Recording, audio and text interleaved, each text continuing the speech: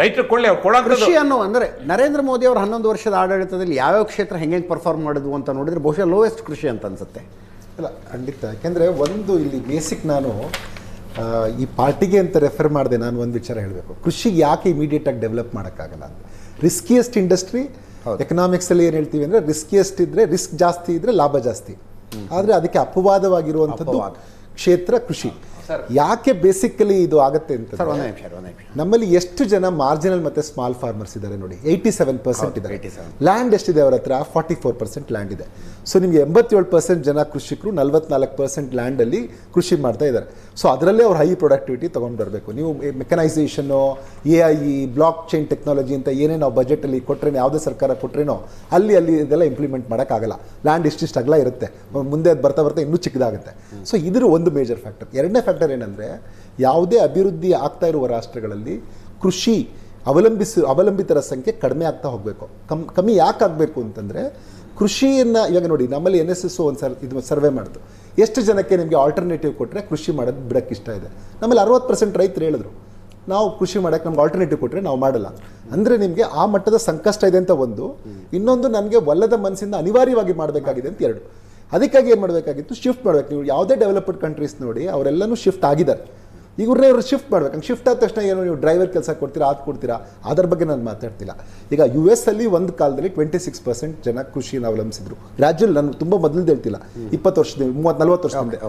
ಈಗ ಅಲ್ಲಿ 1.8% ಆ ಕಾರಣಕ್ಕಾಗಿ ಲ್ಯಾಂಡ್ ಹೋಲ್ಡಿಂಗ್ಸ್ ಜಾಸ್ತಿ. ಒಬ್ಬೊಬ್ಬ ರೈತನ ಹತ್ರ 4,000 ಎಕರೆ 5,000 ಎಕರೆ. ಅವಾಗ ಏನಾಗುತ್ತೆ, ನಿಮಗೆ ಕೃಷಿ ಪ್ರೊಡಕ್ಟಿವ್ ಆಗುತ್ತೆ. ಸೊ ನಮ್ಮಲ್ಲಿ ಏನು ಅಂದರೆ, ಟ್ರೈನ್ ಮಾಡಬೇಕು. ಈಗ ನಮ್ಮಲ್ಲಿ ಬಜೆಟಲ್ಲಿ ಏನು ಇವನ್ 10 ಇಯರ್ಸಲ್ಲಿ ನೀವು ಕೇಳ್ತಾರೆ, 2 ಸ್ಕೀಮನ್ನು ಹೇಳ್ತೀನಿ, ಇನ್ನೂ ಮಾಡೋದು ಸಾಕಷ್ಟಿದೆ. ಆದರೆ ಇಲ್ಲೇನಂದರೆ, ಒಂದು, ನೀವು ಅಗ್ರಿಕಲ್ಚರ್ ಸ್ಟಾರ್ಟಪ್ಸ್ ಬಗ್ಗೆ ಯೋಚನೆ ಮಾಡಿದ್ದು, ಅದನ್ನು ರಿಸರ್ವ್ ಮಾಡಿ. ಒನ್ಲಿ ನಾವು ಇದು ಅಗ್ರಿಕಲ್ಚರ್ ಫಾರ್ಮರ್ಸ್ ಮಕ್ಕಳಿಗೆ, ಆ ಕೃಷಿಕರ ಮಕ್ಕಳಿಗೆ, ಅವ್ರಿಗೆ, ಯಾಕೆಂದರೆ ಅವ್ರಿಗೆ ಹೆಚ್ಚು ಟ್ರೈನಿಂಗ್ ಇರುತ್ತೆ, ಜ್ಞಾನ ಇರುತ್ತೆ ಅದ್ರ ಬಗ್ಗೆ, ಅವ್ರನ್ನ ಅದಕ್ಕೆ ಶಿಫ್ಟ್ ಮಾಡಿ. ಈ ಫಾರ್ಮರ್ಸ್ ಪ್ರೊಡ್ಯೂಸ್ ಅಸೋಸಿಯೇಷನ್ನ ಸ್ಟ್ರೆಂಥನ್ ಮಾಡಿ. ಇವೆರಡನ್ನ ಸ್ಟ್ರೆಂಥನ್ ಮಾಡಿದ್ರೆ ಆಟೋಮ್ಯಾಟಿಕ್ ಆಗಿ ನೀವು ಟ್ರೈನಿಂಗ್ ಕೊಟ್ಟು ಇವ್ರನ್ನೆಲ್ಲ ಶಿಫ್ಟ್ ಮಾಡ್ತಾ ಹೋದರೆ, ಗ್ರಾಜ್ಯುವಲ್ ಆಗಿ ಮಾಡ್ತಾ ಹೋಗ್ಬೇಕು. ಇವತ್ತು ಈ ದೇಶದಲ್ಲಿ 45% ಎಕನಾಮಿಕ್ ಸರ್ವೆ ಪ್ರಕಾರ ಕೋವಿಡ್ ಆದಮೇಲೆ 2% ಹೆಚ್ಚಾಗಿದೆ, 45. ಫಾರ್ಮರ್ಸ್ ಪ್ರೊಡ್ಯೂಸರ್ ಅಸೋಸಿಯೇಷನ್ ಅನ್ನೋ ಶಬ್ದ ಏನು ಬಳಸಿದ್ರಲ್ಲ, ಅವು ಅಂದುಕೊಂಡಂತೆ ಕೆಲಸ ಮಾಡಿದ್ರೆ ಕೃಷಿಯಲ್ಲಿ ಕ್ರಾಂತಿ ಆಗೋದಕ್ಕೆ ಸಾಧ್ಯ ಇದೆ. ಅಂದುಕೊಂಡಂಗೆ ಕೆಲಸ ಮಾಡಿದ್ರೆ, ಬಟ್ ಎಕ್ಸ್ಪೆಕ್ಟೆಡ್ ರೇಟ್ನಲ್ಲಿ ಹೋಗ್ತಿಲ್ಲ. ಅಲ್ಲ, ಇವೆರಡನ್ನೂ ನೀವು ಮಾಡಿದ್ರೆ, ನಾವು ಇವ್ರನ್ನ ಶಿಫ್ಟ್ ಮಾಡೋದು ಮೊದಲನೇದು ಮಾಡಬೇಕು. ಯಾಕೆಂದರೆ ಎಷ್ಟೋ ಜನ ಸುಮ್ಮನೆ ಅಲ್ಲಿ ಮರೆಮಾಚಿದ ನಿರುದ್ಯೋಗ ನಾವು ಮಾತಾಡ್ತಿರ್ತೀವಿ ಕೃಷಿಲಿ. ಇನ್ನೊಂದು ಕಡೆ ಹೇಳ್ತೀವಿ, ಕೃಷಿ ನಮ್ಗೆ ಯಾರು ಕೆಲಸಗಾರರೇ ಸಿಗ್ತಾ ಇಲ್ಲ ಕೃಷಿಲಿ ಅಂತ. ಸೊ ಎರಡನ್ನೂ ತುಂಬ ವಿರೋಧಾಭಾಸ ಇದೆ ಅಗ್ರಿಕಲ್ಚರಲ್ಲಿ. ಆದರೆ ಜನ ಕೃಷಿನ ಡಿಪೆಂಡ್ ಆಗಿರೋ ಸಂಖ್ಯೆ ಈಗಲೂ ಜಾಸ್ತಿ ತೋರಿಸ್ತಾ ಇದ್ದೀವಿ ನಾವು ಅವ್ರು ಹೇಳುವಾಗ. ಆದರೆ ನಮ್ಮ ಕೆಲಸಗಾರ ಸಿಗ್ತಾ ಇಲ್ಲ ಅಂತ. ಸೊ ಅಂದರೆ ಮೆಕನೈಸೇಷನ್ಗೆ ಒಂದು ಜಾಗ ಇದೆ, ಬ್ಲಾಕ್ ಟೆಕ್ನಾಲಜಿಗೆ ಒಂದು ಜಾಗ ಇದೆ, AI-ಗೆ ಒಂದು ಜಾಗ ಇದೆ. ಸೊ ನೀವೇನು ಮಾಡಬೇಕು, ಶಿಫ್ಟ್ ಮಾಡಿರೋದನ್ನು ಎಕ್ಸಾಕ್ಟಾಗಿ ಇವ್ರಿಗೆ ಟ್ರೈನ್ ಮಾಡಿ, ಪ್ರತಿ ವರ್ಷ ಟಾರ್ಗೆಟ್ ಮಾಡಿ, ಇಷ್ಟಿಷ್ಟು ರೈತರಿಗೆ ನಾವು ಟ್ರೈನ್ ಮಾಡ್ತೀವಿ, ಈ ಕ್ಷೇತ್ರಗಳಿಗೆ ಶಿಫ್ಟ್ ಮಾಡ್ತೀವಿ ಮಾಡಿ. ಅದು ಸಂಖ್ಯೆ ಕಡಿಮೆ ಆಗುತ್ತೆ, ಅವ್ರದ್ದು ಪ್ರೊಡಕ್ಟಿವಿಟಿ ಜಾಸ್ತಿ ಆಗುತ್ತೆ. GDPಗೆ ಕಾಂಟ್ರಿಬ್ಯೂಷನ್ 16%ಗೆ ಬಂದಿದೆ, ಈಗ 14ಕ್ಕೆ ಬರುತ್ತೆ ನೆಕ್ಸ್ಟು. ಅದನ್ನು ಕಡಿಮೆ ಮಾಡಿ. ಅದನ್ನು ಕಡಿಮೆ ಆಗಿದ್ರೆ, ಇವ್ರ ಜನರು ಕಮ್ಮಿ ಆದರೆ ಪ್ರೊಡಕ್ಟಿವಿಟಿ ಜಾಸ್ತಿ ಆಗುತ್ತೆ. ಆವಾಗ ಕೃಷಿ ಆಟೋಮ್ಯಾಟಿಕ್ ಆಗಿ ಈ ಪ್ರಾಬ್ಲಮ್ಸ್ ಎಲ್ಲ ಸಾಲ್ವ್ ಆಗುತ್ತೆ. ಆವಾಗ ಕೃಷಿಕನೇ MRP ಫಿಕ್ಸ್ ಮಾಡೋಕ್ಕೆ ಸಾಧ್ಯ ಇದೆ. ಯಾಕೆಂದರೆ ಅವ್ನಿಗೇನು ತುಂಬ ಸ್ಕ್ಯಾಟ್ರೆಡ್ ಆಗಿದ್ದಾರೆ, ಜನ ಜಾಸ್ತಿ ಇದ್ದಾರೆ, ಅವ್ರಿಗೆ ಅದು ಸ್ಟ್ರೆಂಥನ್ ಮಾಡೋಕ್ಕಾಗಲ್ಲ, ಅವ್ರಿಗೆ ಆರ್ಗನೈಸ್ ಆಗೋಕ್ಕಾಗಲ್ಲ. ಇದನ್ನು ಮಾಡಿದ್ರೆ ಆಗುತ್ತೆ. ಮಣ್ಣಿನ ಮಗ ಫರ್ಟಿಲೈಸರ್ ಸಬ್ಸಿಡಿ ಎಷ್ಟು ಕೊಟ್ಟಿದ್ದಾರೆ ಅಂತ ಕೇಳಿದ್ರು.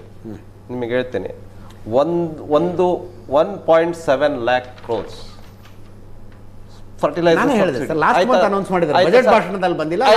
ಕೃಷಿ ಆಯ್ತು. 4,000 ರೂಪಾಯಿ ಯಾಕೆ ರೈತರು ನಿಲ್ಲಿಸಿದ್ರು ಕರ್ನಾಟಕ ರಾಜ್ಯದಲ್ಲಿ? ಕರ್ನಾಟಕ ಸಿದ್ದರಾಮಯ್ಯ ಸರ್ಕಾರ 2,000 ರೈತನ ಹೆಂಡತಿ ಕೊಡ್ತಿದ್ದಾರೆ ಅಂತ ಸರ್. 4,000 2,000 ಕೊಡ್ತಿದೀವಲ್ಲ ಅಂತ. ಇವ್ರದ್ದು ಕೃಷಿ ಪ್ರಯಾರಿಟಿನ, ಇವ್ರಿಗೆ ಕೃಷಿ ಪ್ರಯಾರಿಟಿನ ಒಂದು. ಎರಡನೇದು, ನಮ್ಮ ರೈತರು ಬೋರ್ವೆಲ್ ಹಾಕ್ಸಿದ್ರೆ ಅವನಿಗೆ ಬೋರ್ವೆಲ್ ಹಾಕ್ಸಿದ ಮೇಲೆ ಟ್ರಾನ್ಸ್ಫರ್ ಎಸ್ಟಾಬ್ಲಿಷ್ ಮಾಡಕ್ಕೆ 2 ಲಕ್ಷ ಕಟ್ಟಬೇಕು. ಈಗ ಮುಂಚೆ 25,000 ರೂಪಾಯಿ ಇದ ಇವ್ರಿಗೆ ಪ್ರಯಾರಿಟಿ ಕೃಷಿಕರು.